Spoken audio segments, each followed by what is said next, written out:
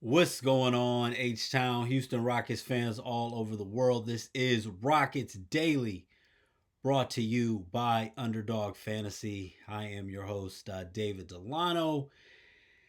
We're going to dive into all things Houston Rockets as always, over 140 episodes in. Thanks for everyone who's made it possible, along with our sponsor, Underdog Fantasy. Starting off, we're going to dive into your comments and our Rockets in win now mode. Talk about some other things, including this preview against the Portland Trailblazers as we play them for the second time in 3 nights. And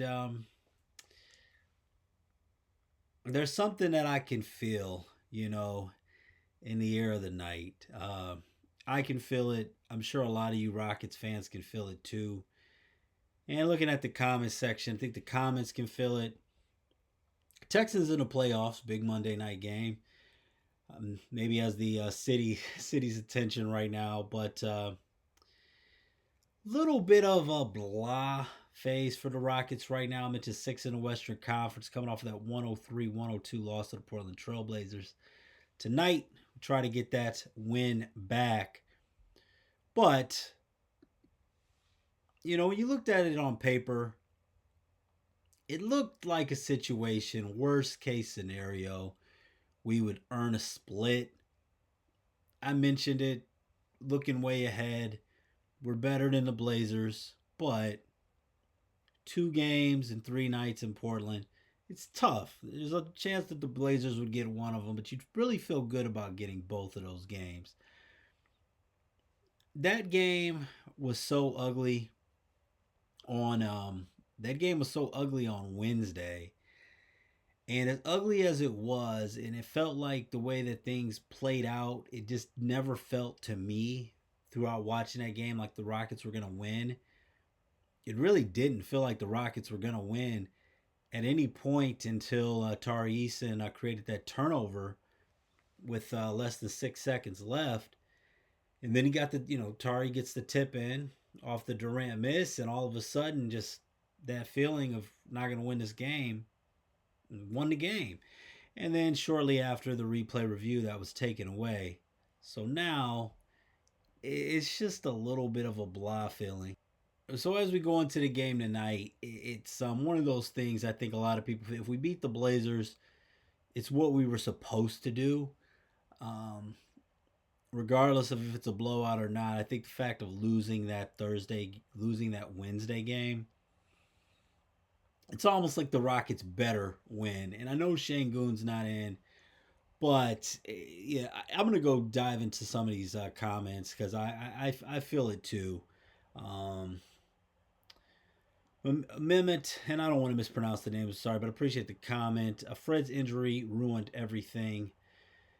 None can evaluate the Rockets' current success or the future. And then the lucky man responded, yeah, it seems like nobody wants Houston to win rings nowadays, only mid 1990s. No wonder it's been 31 years since 1995. Fast B, always appreciate your comments. I'm gonna be honest. The Rockets are hurting my eyes. I really feel this. I really feel this a lot. The Rockets are hurting my eyes and blowing my mind. The grit and the drive of the Rockets has dissipated. The Rockets are shooting so poorly. Yes, KD had 37 last game, but still, overall, the Rockets bricked up a new gym. It's like the basket had a lid on it. Anytime a team has 5 or 6 attempts on a single possession and still can't score, there's a problem. Definitely, most definitely will not end the title drought this year. Yes, Şengün is hurt. I get it. But even Adams has not been impacting the game like he should. Capella is trying, but it's just not enough. It's time to start benching players who can't perform up to the standards. This is going on. This is going on ridiculous. Kevin Durant is going to get pissed off and want to leave the team. Go Rockets. Pops need to trade Jabari. And Jay Chippy, always I love your comments as well. We have no creator. Amin and Jabari Smith Jr. haven't made the leap some of their draft peers have in injuries. Maybe they can pull it together by the end of the year, but I doubt it. So overall, I mean, those comments, and I don't want this to just be a whole gloom and doom, but I can feel it too, guys. And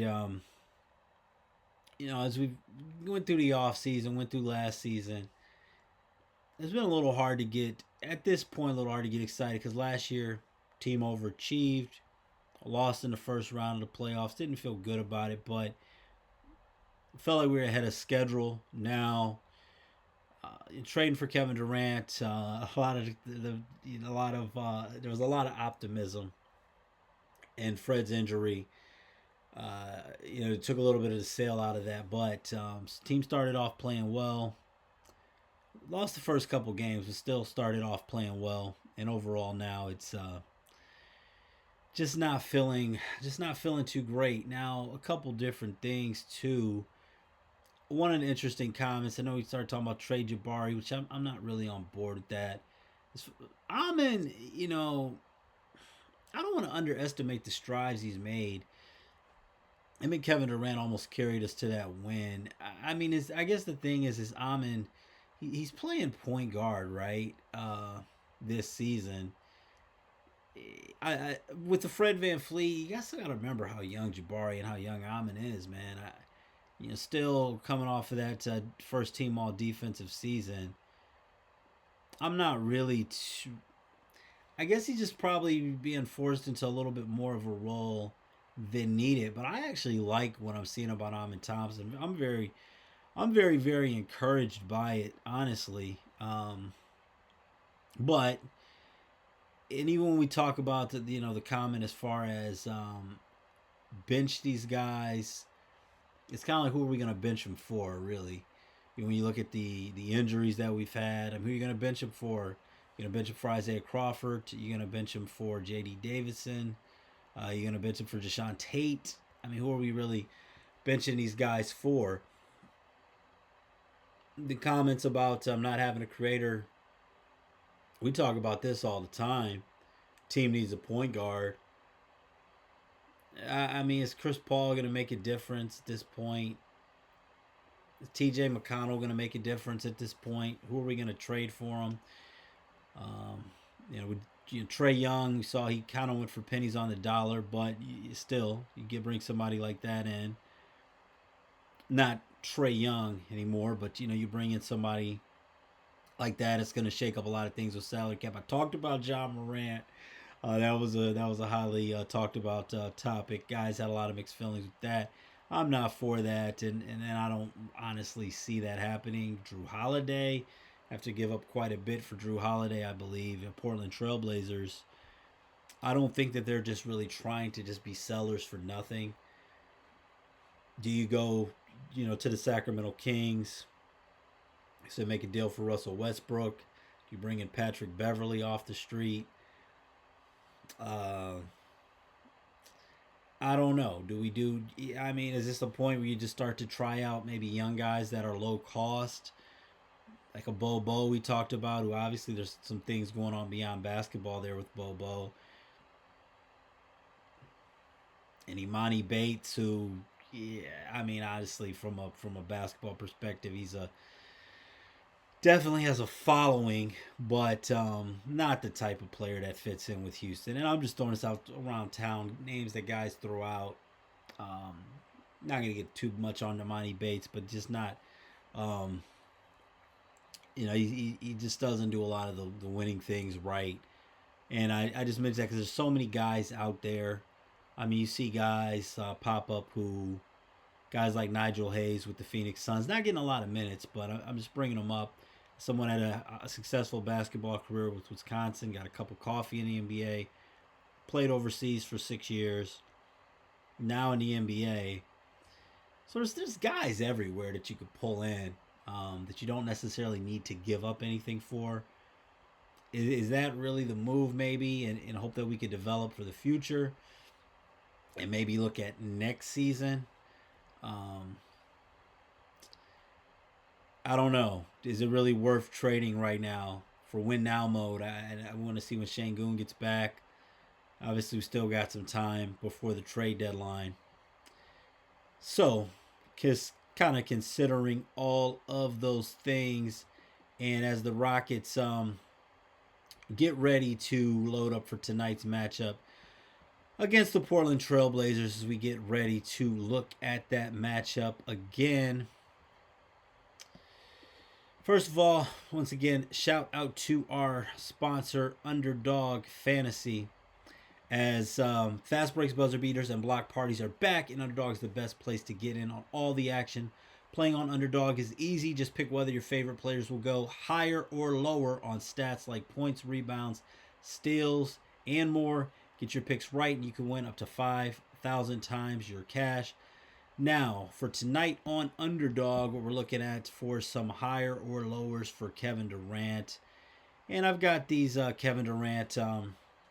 these are Kevin Durant's numbers over the last 5 games. I'm sorry. And as we look at these odds with Underdog Fantasy, now Kevin Durant coming off of a nice 37-point performance. But if you see there, no assist for Kevin Durant, and it resulted in a loss. I think that tonight, with that resulting in a loss, the team mentioned in the comments, I mean, guys were basically enough bricks to build a house, really. I think the shots have to fall better tonight. And Kevin Durant, 37 points in a losing effort. What's the highest up there? 37 points. What's the lowest up there? 0 assists. What's the key thing? That was a loss. So, not blaming KD, but other guys are going to have to step up. Reed Shepherd, where you at, man? We're going to go higher than 4.5 assists on Underdog for Kevin Durant against the Portland Trailblazers. Now, as far as the three-pointers made, Kevin Durant's been really, really low on this number for a while. It's been quite a while since Kevin Durant has hit more than 2.5 threes. Really, really going to the mid-range. And I think that tonight he's going to continue to attack that mid-range, but I think he's going to find some shooters from long distance. We're going to go with lower than 2.5 made threes for Kevin Durant there. So we're going higher for the assists. We're going to go lower for the threes made. And then for the points, the 28.5. Looking at that number, I'm going to go with the higher for that. So I think it's going to be a big game for Kevin Durant. Without Şengün, I think it's going to be a big game for Kevin Durant when it comes to the points and the assist. But I think a lot of that's going to come from mid-range and free throws. I think Kevin Durant's going to be aggressive there, attacking, but also more of a distributor in this game. So make sure to go and check out Underdog Fantasy. Use promo code BasketballFan. When you use promo code BasketballFan, download the app today. Use that promo code BasketballFan, and you'll score $75 in bonus entries when you play your first $5. It's promo code BasketballFan with Underdog. Make picks and win money over there. All right, now we talked about that with Kevin Durant. And who else may step up on the Underdog side? The young guns, man. And by young guns, I'm talking Amin Thompson. I'm talking Jabari Smith Jr. I'm talking Tari Eason and Reed Shepherd, man. It turned it, Reed. Reed's been interesting, man. It's been people were high on Reed, then down on Reed, then high on Reed. Now it's kind of tapering off. Reed has stepped up, but lately been struggling as this team has been, and I think it's just one of those things. It's very, very impactful that Fred VanVleet, very valuable to this team. It's forced Amin Thompson into a larger role, maybe sooner than necessary. It's forced Reed Shepherd into a larger role, even though Reed Shepherd is getting some valuable minutes. I guess this is a part of the growing pains. It's starting to feel like this is more part of the process with Amin and Reed, and this is just one of those seasons that hopefully every team goes through it. It's a little ugly when you get to this point, when you feel like you're a contender, but still a lot of young guys that need to go through those growing pains. Now, how long will that last? Because how long will Kevin Durant play at this level for? and you can never take health for granted. Jabari Smith Jr., I like the effort defensively most nights. You're going to need a better effort overall from the team on Denny Advia. Man, that's another guy you could target tonight on Underdog. Um, his higher lower for points is about 26 and a half. You'd think that the Rockets would give a better effort, but after that 41 ball that he dropped on us, what are we going to do different? So it's going to be interesting to see those. Jabari, he's got to have a better game. Tari, Jabari, they both struggled shooting from the field, although Tari's effort was definitely there. Almost won the game on the tip in. But how do you guys feel right now about the progress of the young guns for the Houston Rockets? As we get this Blazers preview tonight, I think the Rockets get the win. They better get the win. As far as Rockets being a 6.5 point favorite, I don't know about that. I think it's going to be another. I mean, Portland Trailblazers really controlled most of that first game. Got to think how much worse can the team shoot. Steven Adams, maybe the bigger role for him, but older guy, does a great job of taking care of himself. But you're wondering if a lot of that, some of the flashes we saw from Reed, some of the flashes we saw from Steven Adams, if it's really something that is sustainable throughout the season.